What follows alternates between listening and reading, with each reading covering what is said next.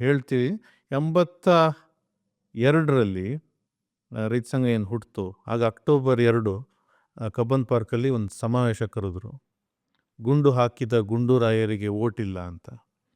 ಆ ಸಭೆಗೆ 10 ಲಕ್ಷ ಜನ ವಾಲಂಟಿಯರಾಗಿ ಬಂದಿದ್ರು, ಸಾವಿರಾರು ಲಾರಿಗಳಲ್ಲಿ. ಸೊ 36,000 ಜನ ಅರೆಸ್ಟ್ ಆಗಿದ್ರು. ಪ್ರೊಫೆಸರ್ ನಂಜುಂಡಸ್ವಾಮಿಯವರು ಅವತ್ತು ಭಾಷಣ ಮಾಡಿದ್ದು, ನಿಮ್ಮಲ್ಲಿ ಎಷ್ಟು ಜೈಲ್ಗಳಿವೆ, ಅದರಲ್ಲಿ ಎಷ್ಟು ಜಾಗ ಇದೆ ಇವತ್ತು ಗೊತ್ತಾಗಿದೆ, ಅದರ 100 ಪಟ್ಟು ಜನ ಇವತ್ತು ಬೆಂಗಳೂರಿನಲ್ಲಿದ್ದಾರೆ ಅಂತ.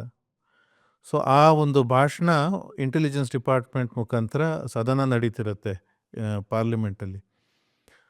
ಬೂಟಾ ಸಿಂಗ್ರವರು ಇಂದಿರಾ ಗಾಂಧಿಯವ್ರ ಮುಂದೆ ಹೇಳಿದ್ದು, ಬೆಂಗಳೂರಿನಲ್ಲಿ 10 ಲಕ್ಷ ಜನಕ್ಕೂ ಹೆಚ್ಚು ಜನ ಸೇರಿದ್ದಾರೆ, ನಮಗೆ ಕೌಂಟ್ ಸಿಗ್ತಾ ಇಲ್ಲ, 36,000 ಜನನ ಅರೆಸ್ಟ್ ಮಾಡಿದ್ದಾರೆ, ಎಲ್ಲ ಜೈಲುಗಳು ಭರ್ತಿಯಾಗಿವೆ, ಏನು ಮಾಡಬೇಕು ಗೊತ್ತಾಗ್ತಿಲ್ಲ.